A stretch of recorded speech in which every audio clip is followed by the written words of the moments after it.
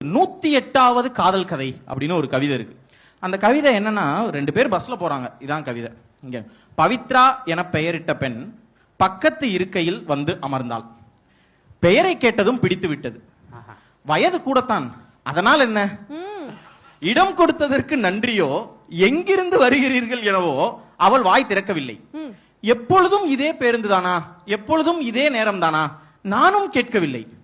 ரொம்ப நேரம் ஒரு நெடுநாள் பழகியவள் போல் அவள் பேசத் தொடங்கினாள். விடாத மழை போல, விட்டு விலகாத இசை போல பேசிக்கொண்டிருந்தாள். அவள் பேச்சில் அன்பும் அநேக அநேக ஆவலும் வெளிப்பட்டது. திடீரென அவளுக்கான நிறுத்தம் வந்ததும் இறங்கிக் கொண்டாள். பெண் எனப்படுபவள் நிறுத்தம் வந்ததும் இயல்பாக இறங்கிக் கொள்கிறாள்.